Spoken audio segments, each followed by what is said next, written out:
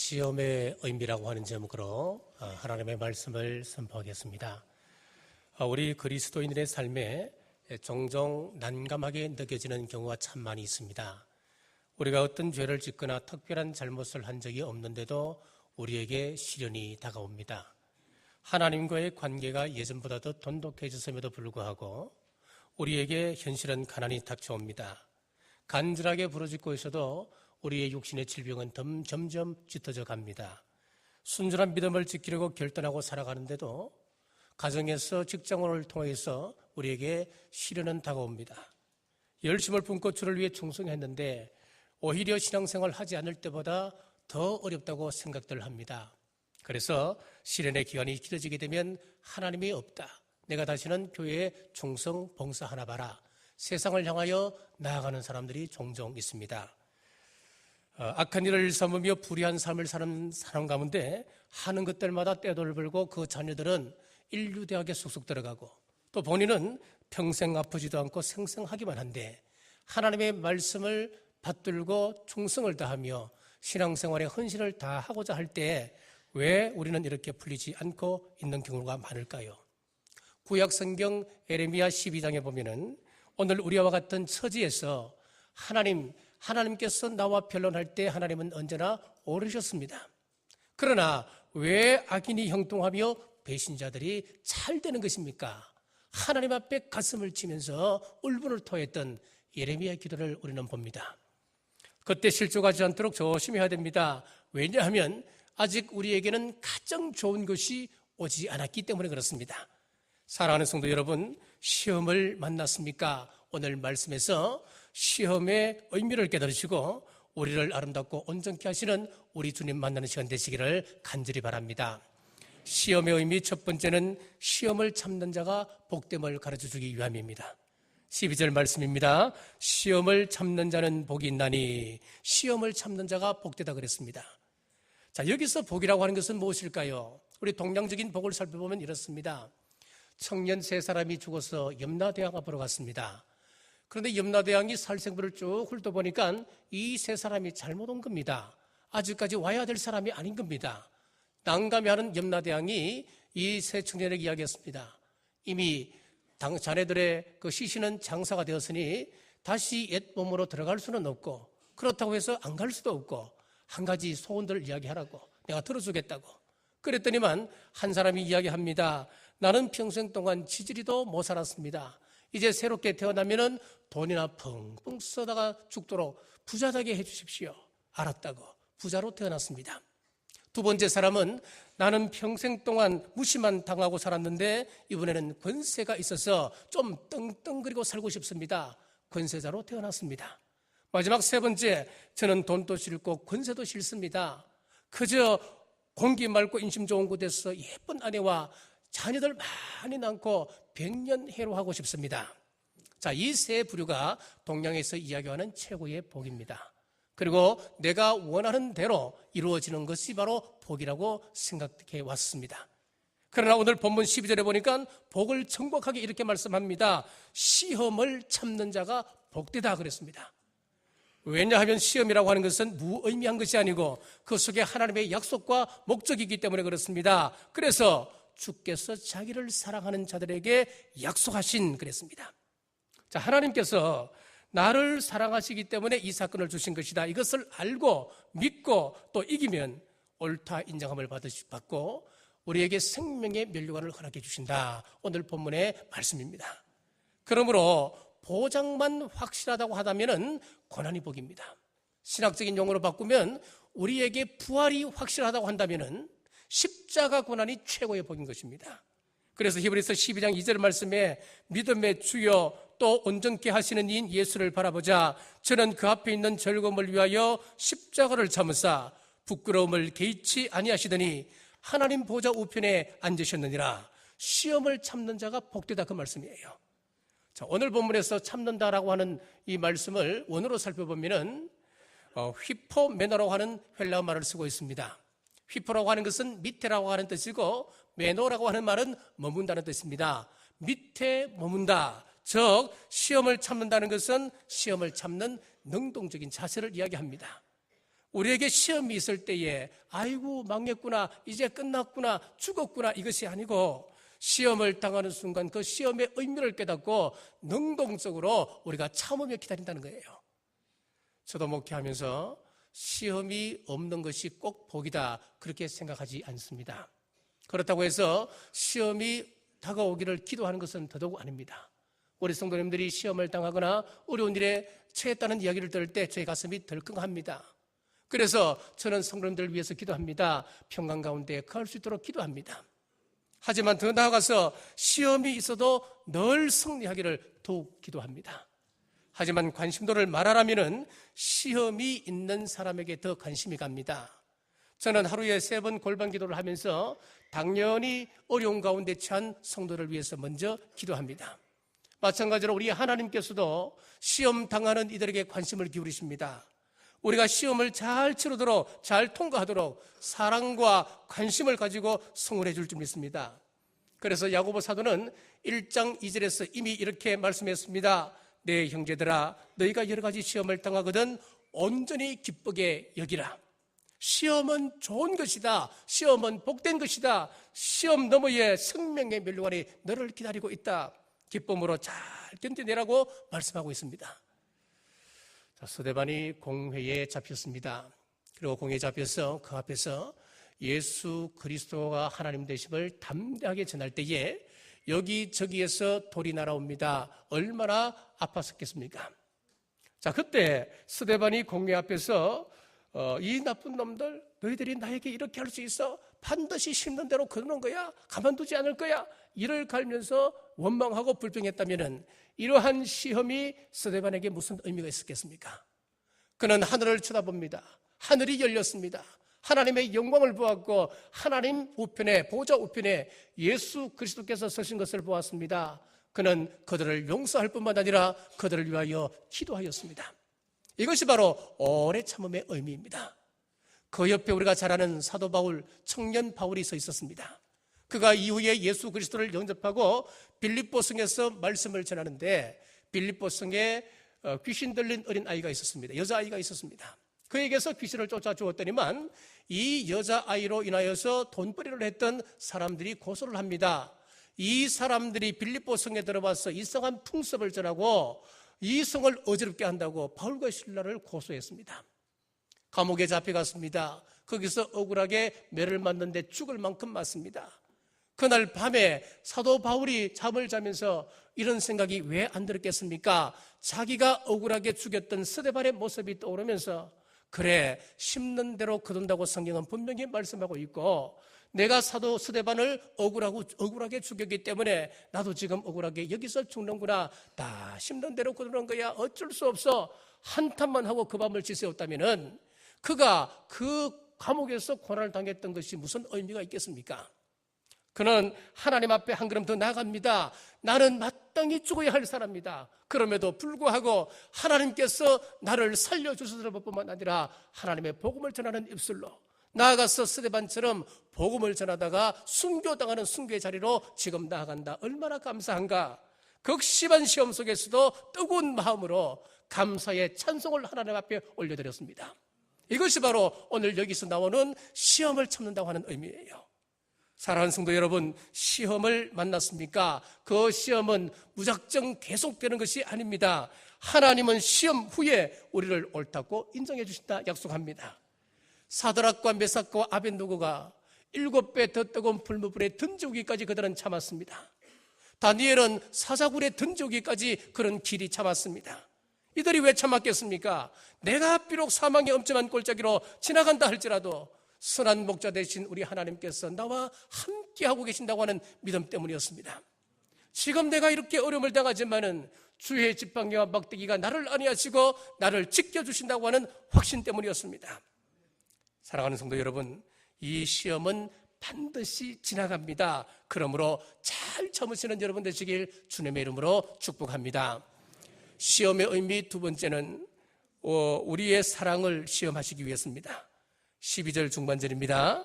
이는 시련을 견뎌낸 자가 주께서 자기를 사랑하는 자들에게, 우리 주님은 내가 진실로 주를 사랑하는가 시험하고 싶어 하십니다. 사실 평안할 때는 우리가 하나님을 얼마만큼 사랑하는지 모릅니다. 그러나 시험이 올 때에 내가 하나님을 사랑하는지 이 세상을 사랑하는지 확인하게 드러나게 됩니다. 자, 시험에는 크게 두 가지 시험이 있습니다. 하나는 페이라조의 시험입니다. 이 시험은 내가 잘못했을 때, 내가 죄를 지었을 때 당하는 시험입니다. 또 하나는 도키마조의 시험이 있습니다. 이 도키마조의 시험은 단련을 위한 시험입니다. 더 좋은 것을 주기 위한 하나님의 시험입니다. 오늘 본문에 나오는 시험은 바로 도키마조의 시험. 우리를 재련하십니다. 우리를 인내 가운데 거하게 하십니다. 우리의 신앙을 순금으로 만들어 주십니다. 그래서 때때로 우리가 시험을 통과하게 되면 그동안 놓아버리지 못했던 것 우리가 놓게 되는 것을 종종 경험하게 됩니다. 느지막하게 아이 하나 낳아서 재밌게 살아가는 아브라함을 보십시오. 깨가 쏟아집니다. 얼마나 기쁘고 즐거운 하루하루겠습니까? 그런데 어느 날 이 아브라함에게 하나님이 그 삶을 뒤흔드는 시험이 있었습니다. 100세에 난 이삭을 바치라는 겁니다. 도저히 감당할 수 없는 그런 어려움이 찾아왔습니다. 우리가 이 세상을 살아갈 때에 하나님도 소유하고 이 세상도 소유하고 이삭도 소유하면 얼마나 좋겠습니까마는 하나님은 이 가운데 선택하라 우리에게 시험을 하십니다. 우리에게도 때때로 이런 시험을 하시기도 하지요. 편안하게 참 재밌게 인생을 살아가는데 어느 날 갑자기 질병이 찾아옵니다. 잘 나가던 사업이 어려움을 겪습니다. 직장에서는 쫓겨납니다. 반항하고 엇나가는 자녀들 때문에 잠 못 이룹니다. 때로는 인간관계 통해서 우리 마음을 아프게 하시고 갈등을 일으키기도 하십니다. 자, 이런 시험이 올 때에 아브라함은 절대적으로 순종했습니다. 하나님, 이 아들보다 하나님을 더 사랑합니다. 순종할 때에 하나님께서 비로소 그 믿음을 보시고 네가 나를 사랑하는 줄 이제야 알겠노라 인정해 주셨습니다. 사랑하는 성도 여러분, 우리의 이삭은 무엇입니까? 우리에게는 누구나 다 이삭이 있습니다. 하나님은 이삭이 무엇이든지 간에 하나님을 위하여서 기꺼이 바칠 수 있도록 결단을 요구하십니다. 주일 성수하려면 이만저만 어려운 것이 아닙니다. 내일 출근해야 되는데 내가 6일 동안 일하고 또 교회 가서 또 예배 드려야 되나? 좀 쉬어야 되지 않나? 오늘 오후에 또 가게 문을 열어야 되는데 교회 갔다 오면 바빠서 어떻게 하나? 어떤 사람은 질병 때문에 못 올 수도 있지요. 그러나 하나님은 우리에게 결단을 요구하십니다. 네가 나를 사랑하느냐? 주님을 위해서라면 저의 이삭을 바치겠습니다. 이런 결단이 있을 때에 하나님께서는 우리를 옳다 인정해 주신다는 겁니다. 오늘 이 예배를 통하여서 우리의 처음 사랑이 회복되시기를 바랍니다. 네가 나를 사랑하느냐 주님 물으실 때에 예 그렇습니다. 주님 제가 주님을 사랑합니다. 고백이 일어나는 귀한 시간 되시길 주의 이름으로 축복합니다. 시험의 의미 세 번째는 면류관을 우리에게 주시기 위함이었습니다. 12절 하반절 말씀에 약속하신 생명의 면류관을 얻을 것이기 때문이라 그랬습니다. 우리가 시험을 잘 참고 이겨낼 때에 하나님께서는 우리에게 상급으로 생명의 면류관을 우리에게 허락해 주신다 분명히 약속하고 계십니다. 자, 옛날에는 요즘은 올림픽에서 금메달을 우승하게 되면 금메달을 목에 걸어주지요. 그런데 옛날에는 우승을 하게 되면 면류관을 그 머리에 씌워주었습니다. 이 면류관은 승리의 상징입니다. 자, 마찬가지로 오늘 우리가 시험을 잘 참고 이기게 되면은 하나님께서 우리 머리에 면류관을 씌워주십니다. 그런데 그 면류관 이름이 무엇이었습니까? 생명의 면류관 그렇게 말씀하고 있지요. 욥이 얼마나 큰 시련을 당했습니까? 시험을 통과합니까? 그가 그 어려움을 통과하게 될 때에 하나님께서는 이전보다 더 변화되는 축복을 허락해 주셨습니다. 생명의 면류관을 그에게 씌우신 것입니다. 자, 요셉이 얼마나 큰 환난을 당했습니까? 그런 환난을 통과하게 될 때에 그를 하나님께서 국무총리로 삼으시고 또 이스라엘 백성들을 부양하는 부양자로 이스라엘 백성들을 구원하는 구원자로 삼아주셨습니다. 그의 머리에 생명의 면류관을 씌우신 것입니다. 자, 언제인지는 모르지만은 앞으로 이 땅에는 전무후무한 환난이 다가옵니다. 그것 생각하면 우리는 신앙생활 철저하게 해야 됩니다. 그때는 짐승의 표를 받기 때문에 우리가 하나님을 시인하고 싶어도 주님을 나의 주, 나의 하나님으로 고백하고 싶어도 우리 마음대로 되지 않는 그런 시대가 옵니다. 자, 지금부터 28년 전 1987년도 제가 서점에서 책 한 권을 구입을 했습니다. 그 책 제목이 이 유대인의 시온 의정서 세계 정복 음모라고 하는 책입니다. 지금은 구할 수가 없습니다. 이 책에 프리메이슨과 일루미나티의 조직과 그들의 계획을 폭로하고 있습니다. 자, 이 책은 러시아 세르게이 닐스가 1905년도 출판을 합니다. 그 책 제목이 이렇습니다. 비천하고 강력한 것, 반그리스도와 사탄의 지상 왕국이 시작되었다. 이 책을 쓰면서 그 책 부록에다가 시온 의정서를 집어넣었습니다. 이 책을 소개한 닐스가 이 원고의 출처에 대해서 이렇게 밝히고 있습니다. 이것은 프랑스 모츠에서 개최된 유대 프리메이슨 비밀회의가 끝난 직후 결사원족 가장 유력한 사람의 것을 한 부인이 원고를 훔쳐내었는데 그 원고 내용이 시온 현철 의사록을 복사한 것이다. 그렇게 이야기를 했습니다. 자, 이 자료를 러시아 정부가 비밀리에 보관하고 있다가 1905년도 세르게이 닐스에게 이것을 번역하게 했습니다. 번역해서 이 세상에 내놓는데 그로부터 1912년도까지 17판이 발행이 되었습니다.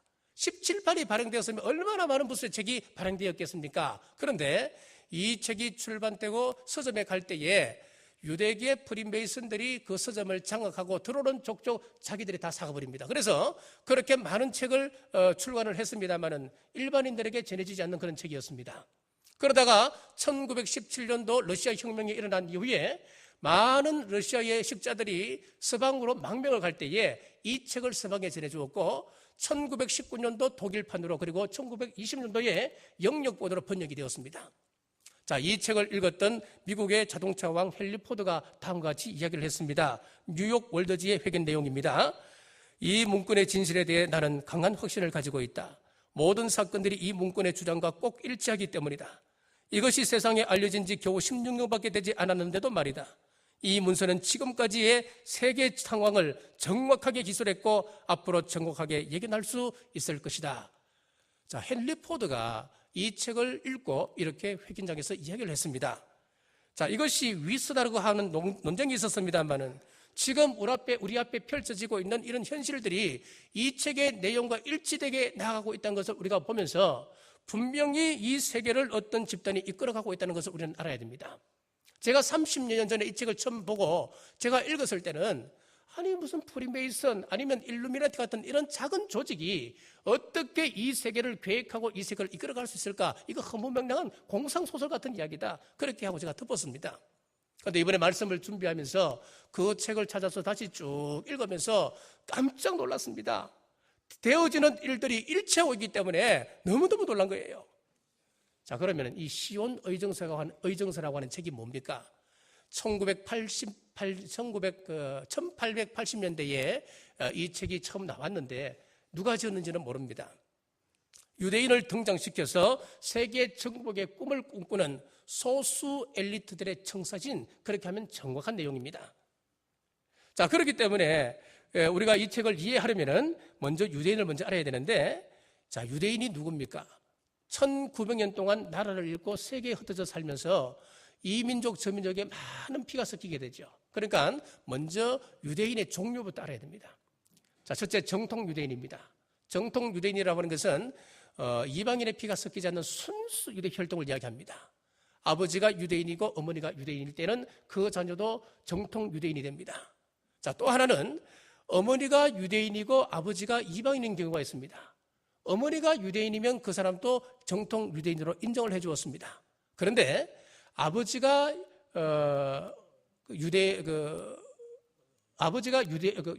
이방인이고 어머니가 유대인일 경우에는 유대인이 됩니다만은 어머니가 이방인일 경우에는 아버지가 유대인이라도 정통 유대인으로 인정을 못 받습니다. 우리 성경에 보면은 디모데가 정통 유대인인데 이 정통 유대인 디모데에게는 외할머니 로이스가 유대인이었고 어머니 유니게가 유대인이었고 로이스가 또 유대인이지 않습니까? 자, 이 유대인이기 때문에 그 아버지가 헬라 사람이지만은 디모데는 정통 유대인으로 인정을 받는 겁니다. 그리고 두 번째로 자원 유대인이 있습니다. 애굽에서 이스라엘 백성들이 출애굽을 할 때에 순수 이스라엘 백성들만 출애굽한 게 아니었습니다. 출애굽기 12장 37절에서 38절에 보면은 이스라엘 자손이 람셋을 떠나서 숫곳에 이르니 유아 외에 보행하는 장정이 60만 가량이요 수많은 잡족과 양과 소와 힘이 많은 가축이 그들과 함께 있으며, 여기 보면 수많은 잡족이 함께 나갔다 그랬습니다. 이 사람들이 누구냐 하면은 하나님의 역사를 그들이 목도하고 난 다음에 그들도 하나님을 믿고 싶어 하는 겁니다. 우리도 함께 출애굽을 할 테니까 하나님을 섬기게 해 주십시오. 따라 나선 사람들, 그 사람도 유대인이 되었습니다. 에스더 8장 17절에 보면은 왕의 엄명이 이르는 각 지방 각 업에서 유다인들이 즐기고 기뻐하여 잔치를 베풀고 그 날을 명절로 삼으니 본토 백성이 유다인을 두려워하여 유다인이 되는 자가 많았더라. 유다인이 바벨론으로 포로로 잡혀갑니다. 포로로 잡혀가서 거기에서 민족이 멸절당하는 그런 위기를 겪게 됩니다. 하만이라고 하는 사람이 이스라엘 백성들을 몰살할 계획을 하고 있었는데 도리어 자기가 만든 장대에 목이 메여서 죽게 됩니다. 그것을 바라보는 많은 이방인들이 하나님을 두려워하게 되었고 스스로 찾아와서 자기들도 하나님을 섬기게 해달라. 그런 사람들이 많이 있었다. 그렇게 오늘 이야기하고 있습니다. 이같이 자원에서 유대인이 된 사람들이 많이 있었습니다. 그리고 또 초청 유대인이 있습니다. 민수기 10장 29절에서 32절에 보면은 모세가 장인 호밥에게 자기들을 이끌어 달라고 부탁을 합니다. 그러니까 이 호밥이 아니라고, 나는 고향으로 돌아가겠노라고. 그러니까 이 모세가 간청을 합니다. 당신이 떠나면 우리는 어떡하냐고. 이 광야에서 우리는 어디로 가야 할지 모르니까 당신이 이 지리를 너무 잘 알지 않냐고. 우리 백성을 좀 이끌어 달라고 간청해서 가나안 땅에 들어가서 이 사람 역시 유대인이 됩니다. 이 사람의 경우에는 초청 유대인, 그렇게 이야기합니다. 자, 그리고 네 번째 우리가 좀 주의 깊게 들어야 할 것입니다. 자칭 유대인이 있습니다. 스스로 나를 칭하기를 나는 유대인이다 하는 사람이 있었단 말이에요. 요한계시록 2장 9절 말씀해 보십시오. 내가 내 환난과 궁핍을 알거니와 실상은 내가 부유한 자니라. 자칭 유대인이라 하는 자들의 비방도 알거니와 실상은 유대인이 아니요 사탄의 회당이라. 자칭 유대인이라고 하는 이야기하는 사람들이 있는데 그 사람은 사탄의 회당이다. 그렇게 성경 말씀하고 있죠. 요한계시록 3장 9절 말씀에도 있습니다. 보라, 사탄의 회당 곧 자칭 유대인이라 하나 그렇지 아니하고 거짓말하는 자들 중에서 몇을 내게 주어 그들로 와서 내 발 앞에 절하게 하고 내가 너를 사랑하는 줄을 알게 하리라. 여기 보면 자칭 유대인이 나옵니다. 자, 이 자칭 유대인은 누구냐 하면은 정치적인 목적으로 유대인으로 귀화한 사람들입니다. 아쉬케나지 유대인이라 부르는데 이 사람들은 터키계 백인들입니다. 터키계 백인들로 하자르 한국에 뿌리를 둔 사람들을 자칭 유대인 그렇게 이야기하고, 자칭 유대인들은 아브라함의 피혈통과는 전혀 상관없는 그런 사람들입니다. 자, 이들이 유대인이 된 과정이 있습니다. 7세기경 카스피의 북쪽 중앙 아시아에 하자르 한국이라고 하는 나라가 있었습니다. 자, 이 하자르 한국 양편에는 어떤 세력이 있었냐 하면은 서쪽에는 로마 카톨릭을 국교로 하고 있는 동로마 제국이 있었고, 동쪽에는 이슬람을 숭상하는 사라센 제국이 있었습니다. 강력한 두 제국 사이에 끼어 있는 게 하자르 한국이었습니다. 자, 그런데 이 동로마 제국하고 사라센 제국이 이 하자르 한국을 두고 정치적인 대립을 하고 있었습니다. 그러니까 이 하자르 한국 왕이 얼마나 불안하겠습니까? 동로마 제국에 붙으려고 하니까 사라센 제국이 저들에게 보복할 것 같고, 또 사라센 제국에 붙으려고 하니까 동로마 제국이 자기에게 보복할 것 같으니까 이 사람이 묘수를 하나 내었습니다. 저들의 종교를 딱 분석해 보니까 로마 카톨릭의 뿌리도 유대교고 이슬람의 뿌리도 유대교다. 그러면 우리가 유대교로 개종을 하게 되면 저들이 설마 어찌겠냐? 그래서 자기들이 유대교로 개종을 하고 이스라엘의 유다에서 토라하고 탈무드를 다 도입을 합니다. 그래서 그 말씀대로 형식적이지만은 최선을 다해서 그들이 있는 그대로 지키려고 하고 탈무드를 읽었습니다. 그래서 그 위기를 극복했는데 그 이후에 징기스칸이 침입해 왔을 때에 이 하자르 한국 사람들이 어디로 도망을 갔냐 하니까 유럽 쪽으로 다 피신을 갑니다. 뿔뿔이 흩어집니다. 헝가리로, 폴란드로, 독일로 흩어지는데 그 가운데 독일로 흩어져 들어갔던 그 하자르 한국 사람들을 특별히 뭐라고 이야기하냐니까 아쉬케나지 유대인 그렇게 이야기를 했습니다. 아쉬케나지, 자칭 유대인 그렇게 이야기했습니다. 이 사람들이 어릴 때부터 탈무드를 읽었고 쉐마 교육을 받았기 때문에 머리가 명석합니다. 그래서 독일에 들어가서 독일의 불을 다 장을 해버립니다.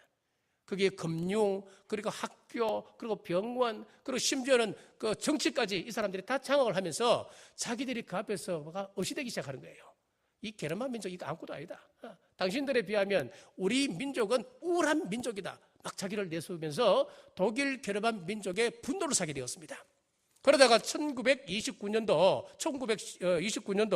독일을 비롯한 유럽의 대공황이 일어났을 때에 이 사람들이 누구에게 탓을 돌리냐니까 이 땅에 경제적인 이런 핍박이 환란이 오게 된 것은 이 사람들, 이 유대인들 때문에 그렇다. 그래서 유대인으로 다 돌려서 1939년도에 대학살을 홀로코스트가 일어나게 되는 거예요. 자, 이런 핍박을 겪고 난 이후에 아슈케나지 그 유대인들이 이렇게 생각합니다. 자기들이 비록 나라가 이스라엘은 아니고 정말 유대인은 아니지만은 그래도 우리가 유대인으로 개종을 했기 때문에 그래도 이스라엘하고는 가깝지 않겠느냐. 그러면서 나라가 있어야 되겠다. 그래서 이스라엘의 회복을 이 사람들이 자금을 떼고 이 사람들이 적극적으로 모여서 이스라엘 회복을 위해서 애를 씁니다. 그래서 이스라엘이 회복되고 난 다음에 이들이 이스라엘에 들어가서 정치적인 그런 큰 이제 역할을 감당하게 됐지요. 자, 그런데 프리메이슨과 일루미나티 구성원 중에 아슈케나지 유대인, 자칭 유대인의 자리가 절대 다수입니다. 이들에 의해서 시오니즘 운동을 지금 주도하고 있습니다. 우리가 대중적으로 잘 알려진 록펠러 있지요. 저도 이 록펠러가 이쪽 사람인 줄 몰랐을 때는 제가 설교 시간에 몇 번 제가 예화도 들고 그랬습니다. 참 지금 생각하니까 얼마나 죄송스럽고 잘못했는지 여러분에게 용서를 구합니다. 이 사람이 세계 평화를 위하여서 자기 땅을 내놓고 유엔 본부를 지어놓고 내가 세계 평화를 위해서 이 땅을 내어놓습니다. 그렇게 이야기했는데 아니 그 땅에서 그 본부에서 이런 엄청난 일을 벌일 줄 누가 알았겠습니까? 바로 이 프리메이슨의 거두가 바로 록펠러였습니다. 그리고 세계 금융을 잡고 있는 로스차일드도 있습니다. 로스차일드도 자칭 유대인, 아슈케나시 유대인입니다. 하자르 한국의 출신들이에요. 이 사람이 세계 금융을 진 일화는 유명합니다. 1970년대에 영국과 프랑스의 큰 전쟁이 일어납니다. 그 전쟁이 일어났을 때에 유럽의 각 나라들이 촉각을 세우고 긴장하며 바라봅니다. 왜냐하면 영국이 그 전쟁에서 이기게 되면 영국의 주가는 폭등하게 되고 반대로 프랑스 주가는 폭락합니다. 프랑스가 그 전쟁에서 이기게 되면 프랑스 주가는 폭등하고 반대로 영국 주가는 폭락합니다. 잘하면은 그 나라 불을 질 수 있고 잘못하면은 완전히 깡통을 찰 수 있는 그런 중요한 그런 전환기 놓인 거지요. 그래서 사람들이 주시해서 그 결과를 보는데 당시에 정보력이 가장 뛰어난 사람이 누구였나 하니까 로스차일드였습니다. 로스차일드에게는 5명의 아들이 있었습니다. 그 5명의 아들을 전부 다 전장터에 보내서 너희들이 전세를 한번 살피고 와서 누가 유리한지 누가 이길 것 같은지 빨리 알겠다고. 그 이 5 아들이 전쟁터에 다 가서 전세를 살피는데 영국이 유리하게 돌아가거든요. 곧 이길 것 같은 확신이 들었습니다. 그래서 이 5명의 아들이 전부 다 편지를 써서 그 편지를 그 비둘기의 편에 이제 날아보낸 거예요. 영국, 독일, 프랑스, 이탈리아, 스페인 이 5나라를 쭉 보냈는데 그 로스차일드가 그 편지를 받고 자기가 작전을 계략을 꾸밉니다. 어떤 계략을 꾸미냐니까 영국이 마치 그 전쟁에서 질 것처럼 계략을 뿌려서 자기가 가장 먼저 프랑스에서 영국의 주식을 다 팔게 만들어버립니다.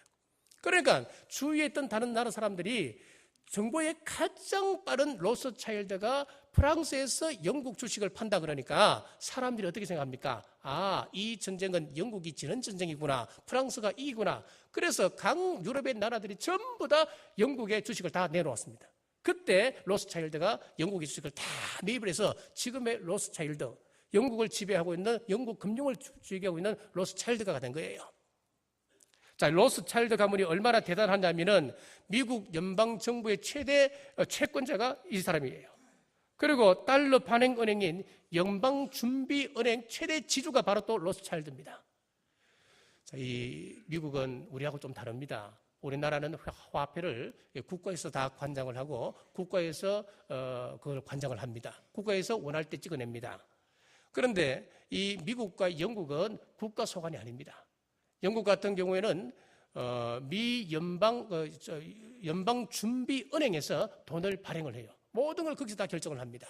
거기서 돈을 발행을 하면은 미국 정부에서 또 돈을 주고 달러를 사갑니다. 그러니까 우리하고 너무 다르지요. 그러니까 이 사람들이 그 달러를 사가서 미국 정부에서 달러를 사가서 무기도 사고 한 해 동안 살림을 사는데 미국의 그 빚이 얼마인지 여러분 상상이 안 갑니다. 우리나라 빚이 470조라 그러지요. 그런데 우리나라 빚이 470조인데 미국은 한 해 적자가 1000조입니다. 1000조. 이 빚이 아니고 한 해 적자만 1000조입니다. 그러니까 미국은 세계에서 가장 빚이 많은 나라예요. 가장 이런 어려운 나라가 빚을 보면은 어려운 나라가 미국인데, 그래서 미국 정부가 화폐 발행권을 자기들이 찾아오기 위해서 지금 역사적으로 보면 3번 시도를 했습니다. 3번 시도한 가운데 대통령이 누구냐니까 두 사람이 링컨이고 케네디입니다. 그런데 공교롭게도 링컨과 케네디는 암살을 당합니다. 그래서 지금까지 그 두 사람의 죽음에 대해서는 미스터리로 남아있는데 우리가 조금만 생각해 보면은 우리가 거의 그 그림이 보이기도 하지요. 이 외에도 로스차일드가 키운 모건이 있습니다. 키신저도 아슈케나지 유대인, 자칭 유대인입니다. 자, 지금 이들이 세계 통일 정부를 꿈꿉니다. 세계 통일 경제, 세계 통일 화폐, 세계 통일 언어, 세계 통일 종교, 이 5가지를 추진하여서 세계를 정복하고 짐승의 표를 받게 하여서 모든 사람들을 장악하려고 하는 계획을 꾸미고 있습니다. 이 일에 반대하는 성도들은 감당기 어려운 대환란을 겪게 되는데 우리는 성령 충만해야 됩니다. 성령 충만을 하려면 공예배는 물론이고 우리가 하루 한 번 가정예배 생활하십시오. 그리고 하루 3번 골방기도에 생활하십시오. 시간이 주어질 때 우리가 전도하고 선교에 힘을 기울이십시오. 말씀을 읽고 묵상하고 우리가 지켜나가면은 저와 여러분 속에 있는 이 성령님이 강력하게 활동하기 시작하는 거예요. 성령 충만하게 되는 거예요. 우리가 성령 충만하여 끝까지 참고 승리하면 우리 주님 다시 오실 때에 우리에게 생명의 면류관을 허락해 주신다. 오늘 본문에서 분명히 약속하고 계시고, 요한계시록 20장 4절에 보니까 또 내가 보니 예수를 증언함과 하나님의 말씀 때문에 목배임을 당한 자들의 영혼들과 또 짐승과 그의 우상에게 경배하지 아니하고 그의 이마와 손에 이표를 받지 아니한 자들이 살아서 그리스도와 더불어 1000년 동안 왕노릇하리니 생명의 면류관을 우리에게 허락해 주신다, 그렇게 말씀하는 거예요. 이 체제를 우리가 거부하는 사람들, 이것 때문에 우리가 목숨을 걸고 신앙을 지켜나가는 그 사람들, 하나님께서 1000년 동안 왕노릇해 주신다. 오늘 본문의 말씀을 이해하면 그 머리에 생명의 면류관을 씌워주신다, 그 말씀이에요. 자, 여러분, 우리가 이 세계에 돌아가는 이 정세를 잘 보십시다. 우리가 막연하게 신앙생활을 해서는 안 됩니다. 우리가 성경의 말씀에 기록된 대로 이 말씀이 과연 어디까지 왔을까? 우리가 정말 깨어서 기도하며 바라봐야 됩니다. 저는 요즘 가정예배를 드리면서 우리 아이들에게 그렇게 이야기를 합니다. 아빠 엄마가 말씀을 증거하다가 혹시 순교를 당하더라도 너희들은 죽어도 짐승의 표를 받아서는 안 된다. 짐승의 표를 받게 되면 그로부터 너희들은 지옥 간다. 절대로 안 된다. 그러니까 우리 큰아들이 무섭다. 나는 그런 일이 당하면 빨리 산으로 도망가야지 하고 막 그런 이야기를 합니다. 여러분, 그렇습니다. 제가 지난주에 한 세미나를 갔다 왔습니다. 세미나를 갔는데 낮에 갔다가 저녁에 돌아오고 그래서 새벽기도 드리고 또 가고 그렇게 며칠을 했습니다. 세미나를 했는데 이거는 생생한 증언입니다. 미국에서는 이미 이 베리칩을 받는 사람들이 통과가 거의 됐죠. 통과가 되어 있고 한국에서도 지금 한 10만 명 정도가 이미 그걸 받았다고 이야기를 합니다. 1992년도, 그러니까 이 연구가 처음 시작할 초창기에 한국의 어떤 젊은 여성이 공부 목적으로, 어학 연수 목적으로 하와이에 갔습니다. 하와이에 가서 그가 이제 어학 연수도 하고 또 기념품 가게에서 전문으로 이제 한국 사람 밑에서 일을 하고 있는데 어느 토요일이었답니다. 토요일 날 사람도 없고 혼자서 그 가게를 지키고 있는데 갑자기 2명의 남자 장정이 들어오더니만 자기에게 비닐을 씌우더랍니다. 그 비닐을 씌우는 순간 자기는 마취제에 마취가 된 정신을 잃어버렸습니다. 그리고 잠시 후에 깨어났는데 머리가 약간 따끔한 정도의 그런 느낌밖에 없었답니다. 그런데 그때부터 이상한 증세가 나타나기 시작합니다. 계속해서 머릿속에서 누군가 속삭이기 시작하는 거예요. 그리고 자기의 감정을 정확하게 캐치해내고, 그리고 심지어는 그 머릿속에서 누군가가 자꾸 자기를 지시하는 거예요. 야, 너 지금 화장실에 가고 싶지? 너 지금 샤워하는구나. 네 지금 누구 만나고 있네? 그 소리 내가 다 듣고 있다. 또 그리고 이분이 너무너무 고통스러우니까 이게 왜 이럴까? 내가 미국에 있어서 그런가 한국에 돌아가자. 한국에 돌아갔더니만 한국에서도 여전히 그런 현상이 일어나는 거예요. 그러다가 이 사람이 참다 못해서 가톨릭 신부를 찾아가서 상담을 하고 병원에 가서 이야기를 쭉 하고 검사를 했는데 나타나지 않는 거예요. 그러다가 어느 날 발견되었어요. 자기 뇌 속에 조그만 뭔가가 박혀 있는데 너무너무 위험한 곳에 박혀 있기 때문에 그것을 빼다가는 자칫 죽을 수 있으니까 그냥 두고 살아. 그렇게 이야기를 하더랍니다. 그러다가 요 근래에 어떤 장로님이 계셔요. 그 장로님이 서울역 쪽에서 666 짐승의 표를 받으면 죽습니다 하면서 계속해서 10몇 년 동안 가도행진을 하며 전도하는 사람이 있어요. 그분한테 이분이 찾아가서 상담을 하면서 자기가 성경을 읽으면서 그분 말씀을 들으면서 혹시 그게 아닐까 하면서 이분을 찾아온 거예요. 찾아와서 그 장로님의 그 육성을 저희들이 쭉 직접 들었습니다. 들었는데 여러분 참 무섭습니다. 짐승의 표를 받게 되면요, 내 의지로 되는 게 하나도 없습니다. 모든 걸 봅니다. 내가 감정이 어떤지, 내가 어디로 갈지, 누구를 만날지, 누구와 대화하는까지 그 칩을 통해서 다 듣는다는 거예요. 그리고 심지어는 내가 어떤 데는 자기 말을 거부할 때는 며칠 동안 잠을 안 재우는 거예요. 그래서 이번에 빼빼 말라서 지금은 죽었는지 살았는지 연락이 안 닿는다. 그 정도 제가 얘기를 들었습니다. 여러분 막연하게 생각할 것 아닙니다. 제가 여러분들에게 공포를 조성하기 위해서 지금 이런 말씀 드리는 것도 아닙니다. 지금 세상은 긴박하게 돌아갑니다. 성경 말씀은 진실입니다. 성경에 기록되어 있고 말씀에 이것이라 하면은 여러분들이 거기에 무슨 의심이 필요하고 그걸 여러분 거부할 권리가 여러분에게 어디 있습니까? 말씀에 기록되어 있다면 여러분 말씀대로 순종하시기를 바랍니다. 자, 성령 충만함으로 우리 시험 너머에 있는 생명의 멸류관을 바라보면서 시험을 참고 견디며 넉넉히 이기는 우리 남부교회 온 성도들 되시길 주님의 이름으로 축복합니다. 기도하겠습니다. 부족한 저희를 통하여서 찬송과 영광을 받으시길 원하시는 아버지 하나님, 은혜를 감사합니다. 지금 수많은 시험을 견디는 우리 성도들 주님께서 위로하여 주시고 이길 수 있는 힘을 주옵소서. 지금 세상은 급박하게 흐릅니다. 이때 우리 믿음의 온 성도들 성령 충만하여 깨어 기도하며 예배와 선교에 더욱 힘쓰며 끝까지 견디어 마지막 때 예배하신 생명의 멸류관을 쓰고 주님과 왕노릇하는 우리 남부교회 온 성도들 되게 하여 주시옵소서. 다시 오실 예수 그리스도 이름으로 간절히 기도드리옵나이다.